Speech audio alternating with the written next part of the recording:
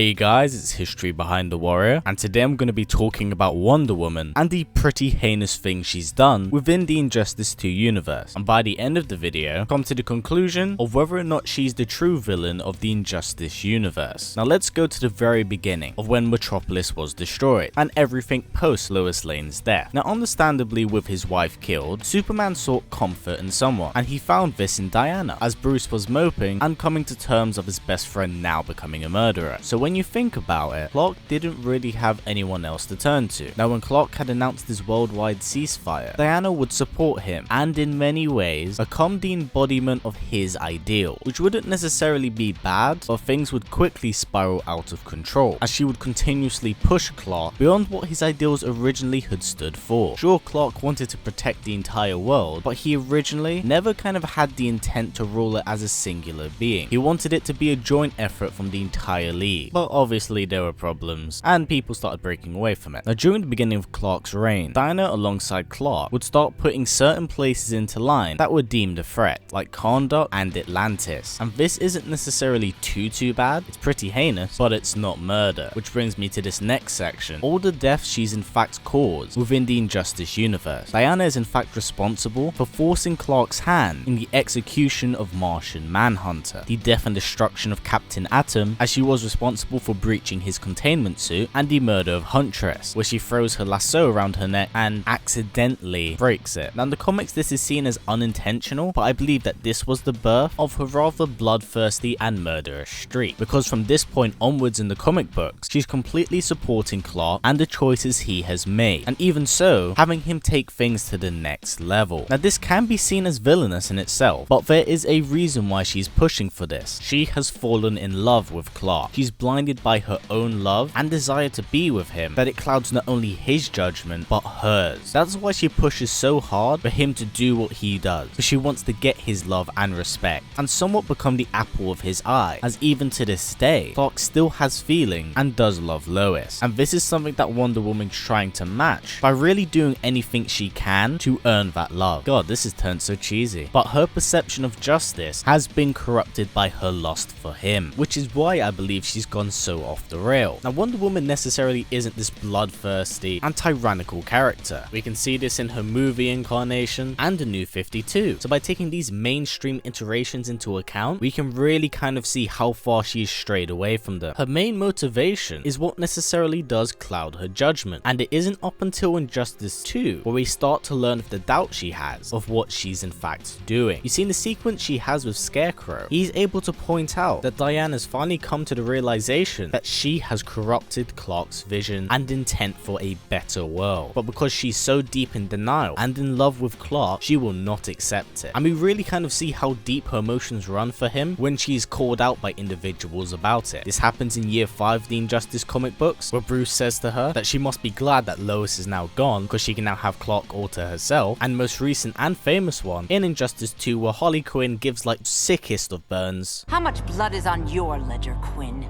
Oh, buckets full, honey. I was trying too hard to impress the wrong guy.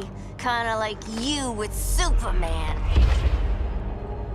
Ouch. And obviously from what you can see here, Diana tries to kill her. So I'll now go back to my question from earlier. Is Diana the true villain of Injustice? Yes, but I believe that this is a position she's unknowingly put herself into. Clark's intentions, although quite cruel, were pure at the beginning. He wanted to somewhat wrap the world in a blanket so he could keep it safe, but Diana kept pushing him, saying that he should be much more firm with his control. And over the years, Clark began to change. He became cruel and started treating his former friends like soldiers. This is seen in the first Injustice game and multiple times throughout the comic. By the time Injustice 1 had rolled around, she ruled an empire with Clark, as we can clearly see here that she had finally achieved her goal of becoming intimate and on a level very similar to that of Lois's. It's only up to Injustice 2 where we start to see some cracks in the armor, and Diana starts to unknowingly realize that she may have unintentionally been the mastermind behind this entire war. But yeah, this is pretty much it for the video, guys. I hope this has been quite informative, as it's been quite quite fun for me to kind of go in depth and get an understanding of the Wonder Woman character and really what makes this version tick, because the Wonder Woman we all know and all are familiar with is completely different to the one in this universe. So I hope this video here has all given you a bit of insight on why she acts the way she does. I believe in Wonder Woman's own mind, she doesn't see anything she's doing as wrong, despite it, you know, being wrong. It creates a very interesting contrast of ideals and philosophies, which does bring me on to my next topic. For next week's video, I'll be creating the philosophy of the Injustice Superman and really kind of going into his mindset and giving all of you guys an idea of what's going on in his mind. What had really happened to Clark to kind of push him so far away from what he was originally intended to be. Now next week I'll also be doing a video on Martian Manhunter and what has happened to him, and if you're a Mortal Kombat fan and a bit of an Injustice fan, I'll be doing a top 5 things you probably didn't know about Scorpion next week as well. Now if you're a Tekken fan, this Saturday I'll be releasing a video called History of Devil Kazuya covering the Mishima bloodline. Now before this video wraps up guys, let's try getting it to about 500 likes. It's a great way of supporting this channel as YouTube's ad system is pretty broken at the moment, so by giving it a thumbs up it helps me out a ton. Now as always guys, please comment, like, subscribe and share this video with everyone you know. Please take care and I'll see you all next time.